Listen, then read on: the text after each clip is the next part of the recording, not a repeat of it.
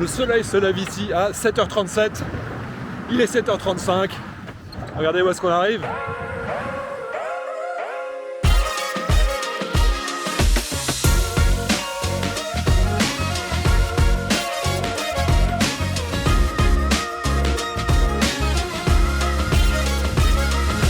Alors, le pont de Brooklyn, il a été construit en 1860, dans les années 1860, une construction qui a duré quand même plus de 10 ans. La première personne qui a traversé ce pont, c'était une femme ingénieure à l'époque. Donc le pont, comme vous le voyez, il fait 1,8 km de long. En dessous, on a l'étage pour les véhicules à moteur. Ici, on n'a que les piétons et les cyclistes, mais c'est bien sympa.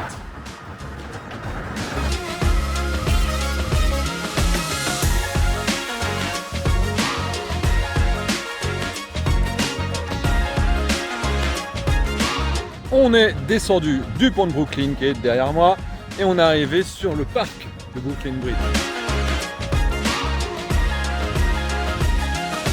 Ça y est, on vient d'arriver à Wall Street.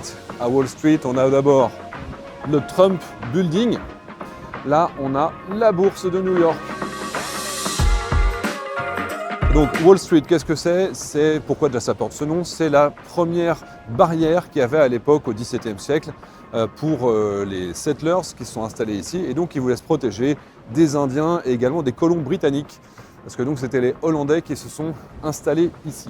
Il y a plusieurs bâtiments qui sont célèbres. Oh d'ailleurs, petite anecdote, est-ce que vous savez qu'à la base, normalement, le premier nom qu'a porté New York, c'est Angoulême. Début du XVIe siècle, il y a eu des explorateurs français qui ont été envoyés, enfin c'est un Italien mais sous ordre de François Ier, qui est arrivé ici, qui a trouvé ça très joli, il cherchait un passage pour aller vers la Chine, et du coup, vu que François Ier était duc d'Angoulême, eh bien la baie de New York s'est appelée Angoulême. Devant nous, on va arriver, vous allez voir, à la Trinity Church.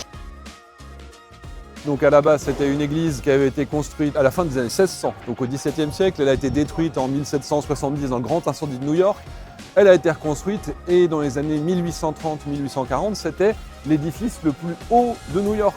À l'intérieur, c'est une église telle qu'on en a des centaines en Europe et qu'on ne visite pas, alors qu'il faut visiter, il faut rentrer dans les églises et y prier. Mais surtout, ce qui est sympa ici, c'est le petit cimetière qui est autour. En fait, tous les cimetières américains sont assez étonnants, c'est plein de vie. Les gens, ça ressemble un petit peu au Père-Lachaise à Paris.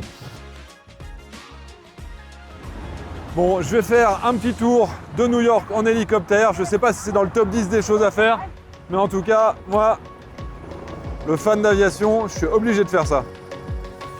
Les amis, aujourd'hui, je vous amène sur un tour en hélicoptère autour de New York.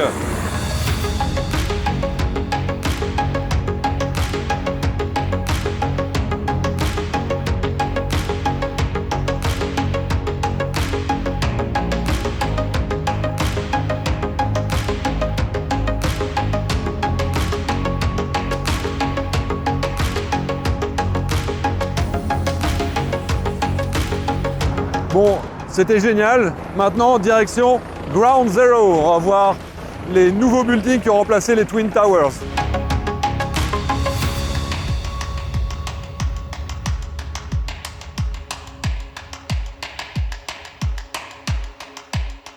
Juste à côté, sur l'emplacement d'une des deux tours, qui sont devenues du coup évidemment des mémorials. Et vous avez sur tout le tour les noms des disparus, de personnes qui sont mortes dans les attentats du 11 septembre.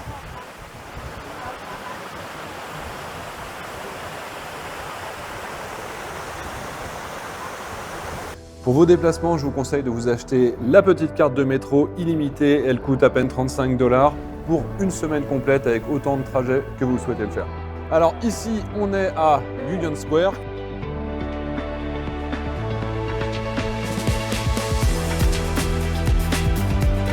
C'est une place qui est réputée pour son marché. Il y a les écolos ici qui produisent localement et donc qui viennent vendre localement. Donc vous pouvez acheter par exemple des super mangues du quartier, c'est vachement bon. Donc ici il y a aussi des traditions. Par exemple, vous pouvez aller jouer aux échecs, apparemment très réputé ici. Vous avez également une statue équestre de Washington. Et ici c'est un bon point de départ pour faire tout le tour, pour remonter sur les rues. Vous allez voir Broadway et la 5e avenue.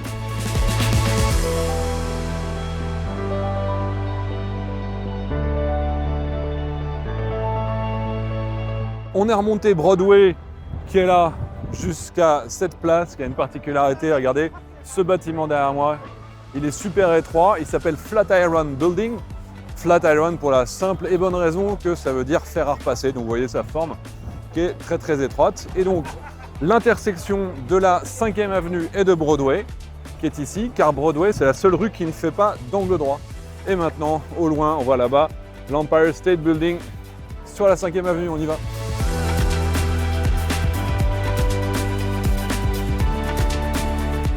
Partout où on regarde, il y a toujours un monument, toujours quelque chose à voir. Là, c'est la Public Library, elle est gigantesque, elle est très belle, il y a un parc qui est derrière.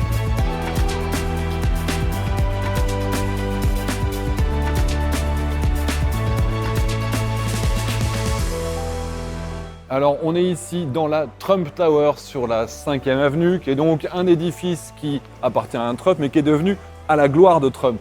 On a évidemment toute la collection des drapeaux. On a 45, puisque c'est le 45e président des États-Unis. Il y a même le bar Trump avec les photos de lui. Mais bon, le bâtiment, en dehors de ça, il est quand même super joli. Des cafés qui sont très agréables en bas. La 5e avenue, c'est quand même quelque chose. Il n'y a pas de fait marquant, il n'y a pas d'éléments très jolis. Il manque l'Arc de Triomphe tout en haut. Hein. Ils disent toujours que c'est leur Champs-Élysées. Mais néanmoins, voilà, c'est quand même. Faut le faire, faut se promener, faut prendre un petit peu de temps. C'est vrai que c'est large. Ça y est, on arrive à la fin de la 5e avenue. Donc, on arrive à Central Park.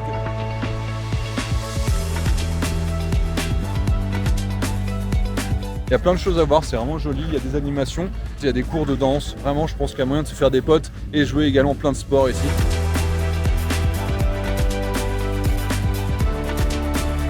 Ce petit tour en vélo était vraiment sympa. Par contre, je pense vraiment qu'il faut prendre 2 heures et louer le cadenas parce que ça m'empêchait d'aller me promener et d'aller voir les jolis bâtiments qui étaient autour.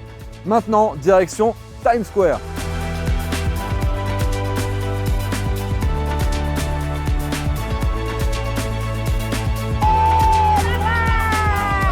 Merci New York. Oh oh, c'est la totale les amis. Thank you girls. Voilà, toutes les pubs. Voilà, ultra tradi. Le moindre hot dog qui coûte $7 ici.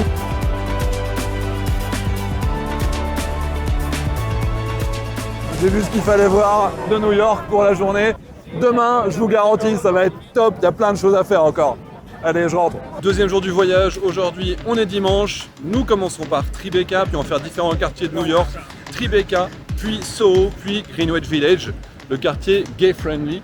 D'ailleurs, autour de nous, regardez, hop, on a plein de bâtiments ultra tradis. Vous avez forcément ces sorties d'évacuation.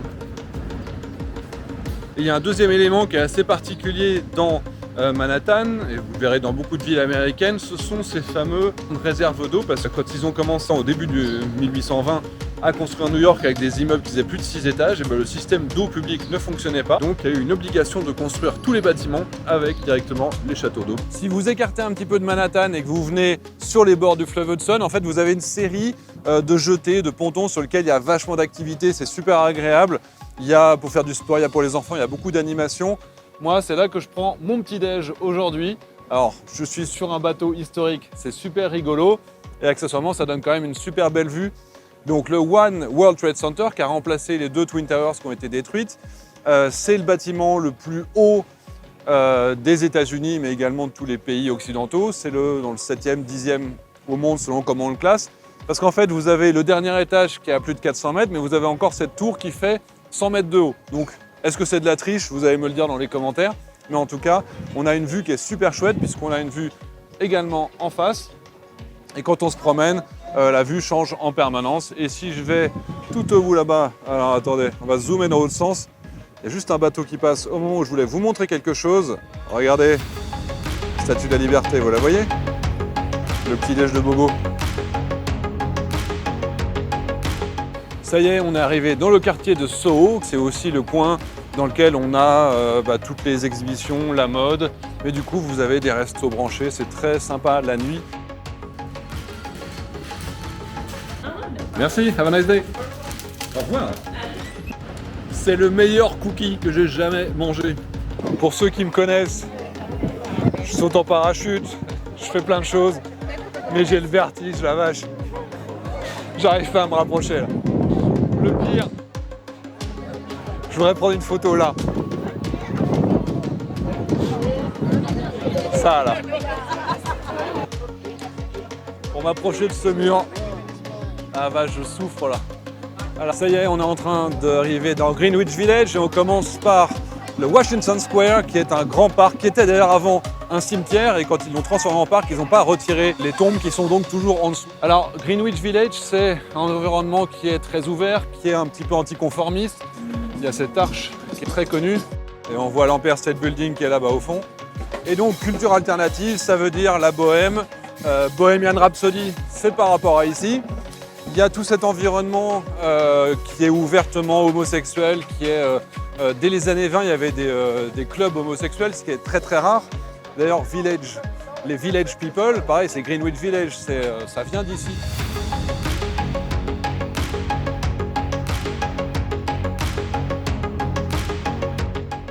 On a quitté Greenwich Village et on s'approche d'environnements qui sont conçus pour être un petit peu plus agréables à vivre, avec des maisons qui sont plus basses, avec des balades, on se rapproche des quais et on va aller vers la High Lane. Vous voyez ce bâtiment qui est juste devant nous, tout moderne. C'est une ancienne voie ferrée qui a été transformée pour pouvoir faire des balades qui sont complètement aérées, en hauteur, pas polluées, avec des animations.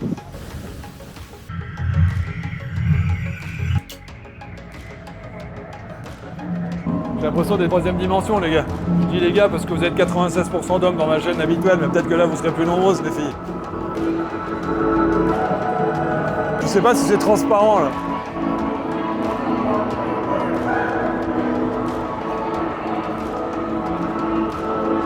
Comme ça se reflète au plafond. Bon, les amis, c'est une bonne façon de finir la journée. Je laisse la place. I let you for the picture. Merci d'avoir suivi cette première vidéo de ma nouvelle chaîne YouTube. J'espère qu'elle vous a plu. Abonnez-vous, mettez-moi des likes. Voilà, merci New York, l'Intrépide. C'était chouette, c'était une bonne journée. C'était plusieurs jours que j'ai partagé avec vous. J'espère que ça vous a plu. N'hésitez pas si vous avez des idées de prochains voyages à me proposer, des choses que vous voulez que je vous montre. Il n'y aura pas que des voyages d'ailleurs, on va aussi s'amuser, même en région parisienne, il y a plein de choses à montrer. Donc je vous dis à très bientôt pour de nouvelles aventures. Allez, ciao!